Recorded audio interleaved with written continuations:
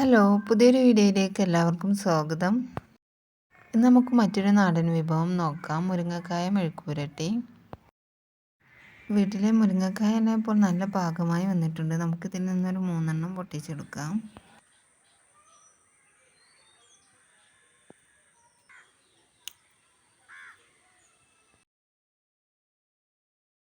ഇതുവരെ നിങ്ങൾ ഈ ചാനൽ സബ്സ്ക്രൈബ് ചെയ്തിട്ടില്ലെങ്കിൽ ഒന്ന് സബ്സ്ക്രൈബ് ചെയ്ത് സപ്പോർട്ട് ചെയ്യണേ.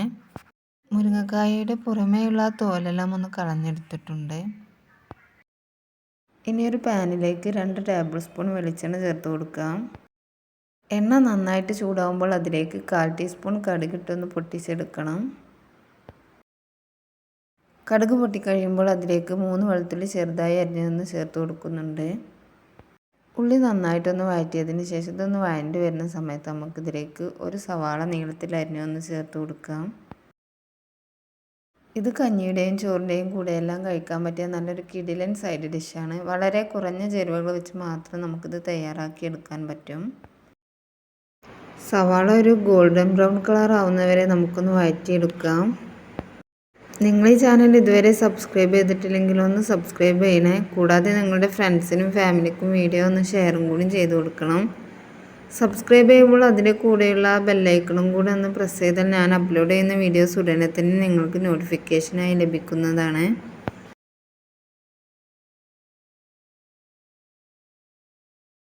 സവാള ഇപ്പോൾ നന്നായിട്ട് അതിൻ്റെ ഒരു ബ്രൗൺ കളറായി തുടങ്ങിയിട്ടുണ്ട്. ഈ സമയം നമുക്കിതിലേക്കൊരു ചെറിയ തക്കാളി ചെറുതായി അരിഞ്ഞൊന്ന് ചേർത്ത് കൊടുക്കാം.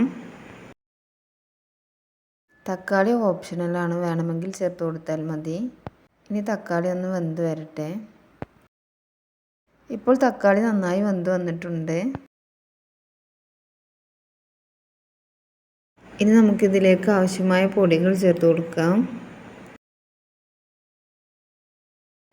1/2 ടേബിൾ സ്പൂൺ കാശ്മീർ ചില്ലിയും 1/2 ടേബിൾ സ്പൂൺ എരിവുള്ള മുളക് പൊടിയുമാണ് ചേർത്ത് കൊടുക്കുന്നത്. നിങ്ങൾക്ക് എരിവ് തീരെ ആവശ്യമില്ലെങ്കിൽ 1 ടേബിൾ സ്പൂൺ കാശ്മീർ ചില്ലി ചേർത്ത് കൊടുക്കാം.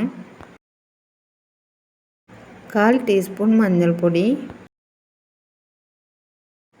1/2 ടേബിൾ സ്പൂൺ മല്ലിപ്പൊടി, 1/4 ടീസ്പൂൺ ഗരം മസാല. ഗരം മസാല ഓപ്ഷണലാണ്, വേണമെങ്കിൽ ചേർത്ത് കൊടുത്താൽ മതി. ഇത്രയും പൊടികൾ കൂടി ചേർത്ത് പൊടികളുടെ പച്ചമണം മാറുന്നവരെ നന്നായിട്ട് ഇതൊന്ന് വഴറ്റിയെടുക്കാം.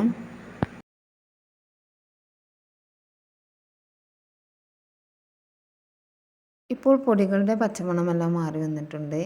ഇനി നമുക്കിതിലേക്ക് 2 തണ്ട് കറിവേപ്പില ചേർത്ത് കൊടുക്കാം.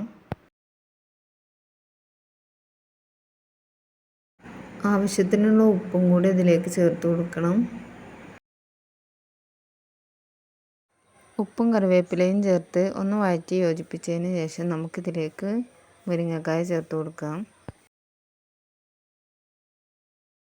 ഇനി മസാലയും മുരിങ്ങക്കായയും നന്നായിട്ട് യോജിച്ച് വരുന്നവരെ നമുക്കിതൊന്ന് വഴറ്റിയെടുക്കണം.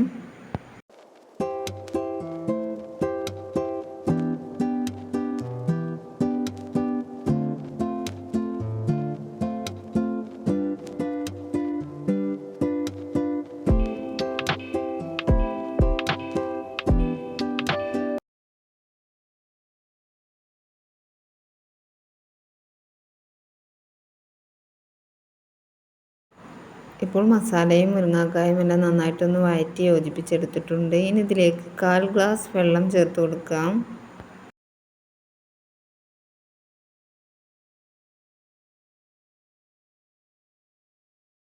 ഇനി മുരിങ്ങക്കായ വെന്ത് വരുന്നവരെ നമുക്കിതൊന്ന് അടച്ചു വെച്ച് വേവിച്ചെടുക്കാം. മുരിങ്ങക്കായ എല്ലാം നന്നായിട്ട് വെന്ത് അതിലെ വെള്ളമെല്ലാം വറ്റി ഒരു ഡ്രൈ ആയി വരുന്നവരെ നമുക്കിതൊന്ന് വേവിച്ചെടുക്കേണ്ടതുണ്ട്. ഇങ്ങനെ എളുപ്പത്തിൽ തയ്യാറാക്കാൻ പറ്റുന്ന ഈ മുരിങ്ങക്കായ മെഴുക്കുപുരട്ടി തീർച്ചയായിട്ടും നിങ്ങളൊന്ന് ഉണ്ടാക്കി നോക്കണം.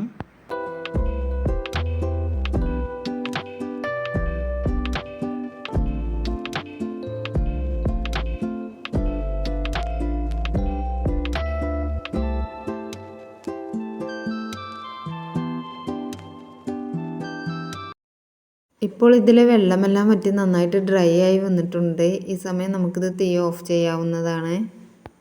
ഇപ്പോൾ നമ്മുടെ വളരെ ടേസ്റ്റി ആയിട്ടുള്ള മുരിങ്ങക്ക മെഴുക്കുപുരട്ടി ഇവിടെ റെഡിയായി വന്നിട്ടുണ്ട്. നിങ്ങൾക്ക് ഈ വീഡിയോ ഇഷ്ടമായിട്ടുണ്ടെങ്കിൽ ലൈക്ക് ചെയ്യാനും ഷെയർ ചെയ്യാനും മറക്കരുതേ. വീണ്ടും ഇതുപോലുള്ള നല്ല നാടൻ റെസിപ്പികൾക്കായി ചാനൽ സബ്സ്ക്രൈബും കൂടി ചെയ്യണേ. ഇനി മറ്റൊരു വീഡിയോയുമായി വീണ്ടും കാണാം. Thanks for watching.